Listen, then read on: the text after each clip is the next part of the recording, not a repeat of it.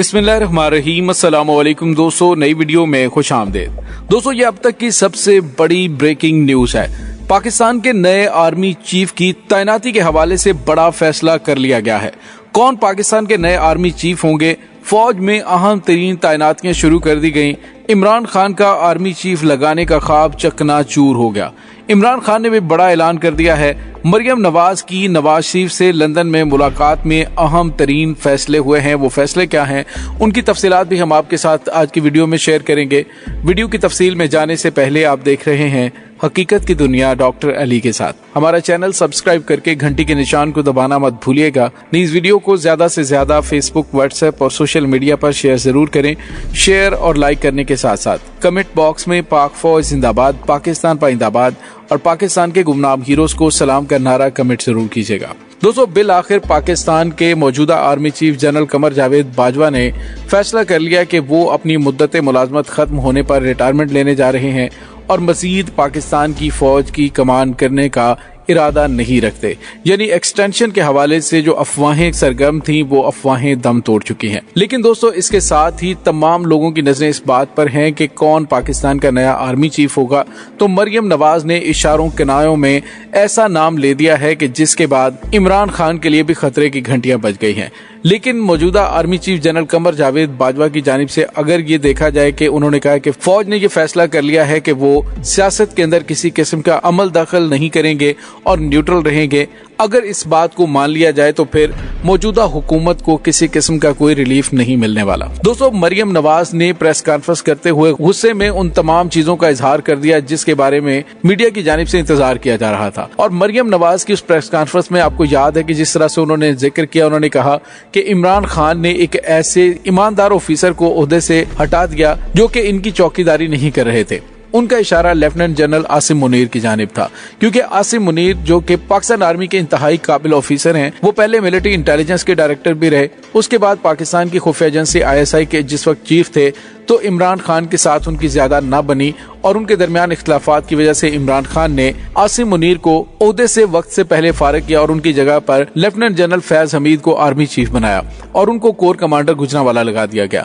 दोस्तों, lieutenant general Asim Munir के हवाले से दावा किया जा रहा है कि वो पाकिस्तानी फौज के नए आर्मी चीफ होंगे।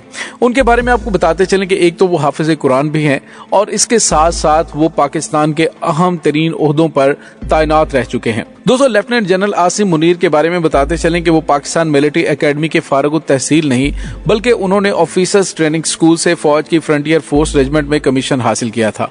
वो लेफ्टिनेंट कर्नल की हैसियत से सऊदी अरब में भी तैनात रह चुके हैं, जबकि कमांड एंड स्टाफ कॉलेज में दरसो तदरीस से भी वाबस्ता रहे हैं। लेफ्टिनेंट जनरल आसिम मुनीर ने सियाचिन में डिवीजन कमांड की और इंडिया की जानिब से मुबैना सर्जिकल स्ट्राइक के दावे से चंद रोज कबल ही वो GHQ में तैनात हुए। लेफ्टिनेंट जनरल आसिम मुनीर के बारे में आपको बताते चलें कि वो DG-MI भी रहे, उसके बाद DG-ISI रहे। अगरचे ISI को फौज के अहम तरीन इदारों में से एक समझा जाता है, ताहम अब तक सिर्फ lieutenant general retired Ashfaq Parvez Kayani वाहिद फौजी सरबराह हैं जिन्होंने आर्मी चीफ बनने से पहले ISI की सरबराही भी की हुई थी।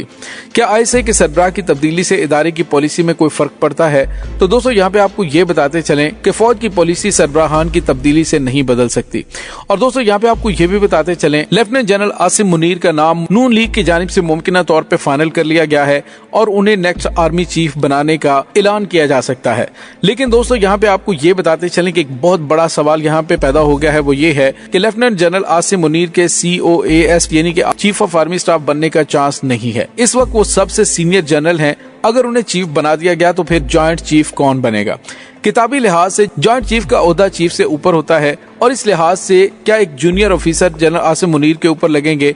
ऐसा होता दिखाई तो कभी नहीं दिया, लेकिन बहरहाल मुमलकत खुदादाद में कोई भी अनहोनी मुमकिन है। दोस्तों, यहाँ पे आपको ये भी बताते चलें कि मरियम नवाज ने इमरान खान पर तनकीद करते हुए उस प्रेस कॉन्फ्रेंस में ये भी कहा था कि इमरान खान लाडले होंगे लेकिन बहावलपुर के, और बहावलपुर के core commander lieutenant general Faiz Hamid हैं। उनका साफ इशारा यही था कि लेफ्टिनेंट जनरल फैज हमीद का तो कोई चांस नहीं है। यानी उनके कहने का मतलब यह है कि आर्मी चीफ हमारी मर्जी से लगेगा। इमरान खान का आर्मी चीफ लगाने का ख्वाब चकनाचूर हो गया है। दोस्तों, यहाँ पे आपको ये बताते चलें कि लेफ्टिनेंट जनरल आसिम मुनीर जो के सीनियरिटी लिस्ट में सबसे पहले नंबर है, गो के सितंबर 2018 में उन्होंने 2 स्टार जनरल के ओहदे पर तरक्की की थी, लेकिन उन्होंने 2 महीने बाद चार्ज संभाला था, जिसके नतीजे में लेफ्टिनेंट जनरल के तौर पर उनका 4 साला दौर 27 नवंबर को उस वक्त खत्म हो जाएगा जब मौजूदा army chief general Qamar Javed Bajwa अपनी वर्दी उतार रहे होंगे। दोस्तों यहाँ पे आपको ये भी बताते चलें कि लेफ्टिनेंट जनरल आसिम मुनीर मौजूदा army chief general Qamar Javed Bajwa के करीबी साथियों में शुमार होते हैं और उन्होंने जनरल बाजवा के मतहत ब्रिगेडियर के तौर पर फोर्स कमांडर नादरन एरियाज में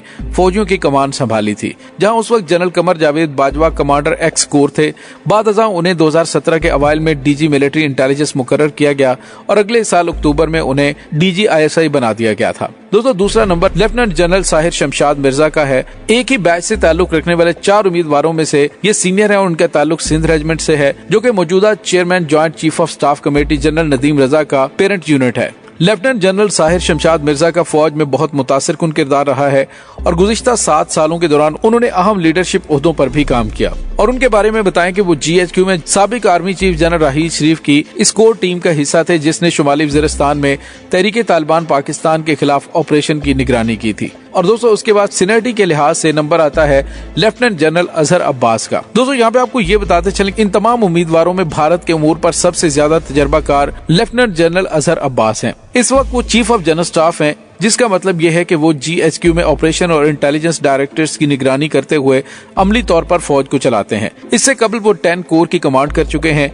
10 कोर रावलपिंडी में तैनात होती है, लेकिन इसकी असल तवज्जो कश्मीर पर होती है और ये सियासी हवाले से भी अहम कोर है। ये इस बात का इशारा है कि उन्हें मौजूदा आर्मी चीफ का मुकम्मल एतमाद हासिल है। जिस दौरान ये 10 कोर की कमांड कर रहे थे, तो इसी दौरान भारत और पाकिस्तान की अफवाज 2003 की लाइन ऑफ कंट्रोल पर जंग बंदी मुआहदे के एहतराम का मुआहदा हुआ था और उस मुआहदे पर अमल दरामद को यकीनी बनाना लेफ्टिनेंट जनरल अजहर अब्बास की ही जिम्मेदारी थी। लेफ्टिनेंट जनरल अजहर अब्बास माजी में इन्फेंट्री स्कूल क्वेटा की कमांड भी कर चुके हैं और वो साबिक आर्मी चीफ जनरल राहील शरीफ के पर्सनल स्टाफ ऑफिसर भी थे, जिसका मतलब ये है कि उन्होंने आला सतह पर होने वाली फैसला साजी को बहुत करीब से देखा है। दोस्तों इसके बाद सीनियरिटी के लिहाज से बलोच रेजिमेंट से ताल्लुक रखने वाले लेफ्टिनेंट जनरल नोमान महमूद इस वक्त नेशनल डिफेंस यूनिवर्सिटी के सदर हैं और ये commandant and staff college Quetta के चीफ इंस्ट्रक्टर के तौर पर भी वसी तजर्बा रखते हैं। ये शुमाली वजीरिस्तान में एक इन्फेंट्री डिवीजन की कमान कर चुके हैं, जहां उन्हें ISI में बतौर डायरेक्टर जनरल एनालिसिस तैनात कर दिया गया। इस हैसियत में उन्होंने कौमी सलामती के तनाजुर में खारजा पॉलिसी के तज्जिये में अहम किरदार अदा किया।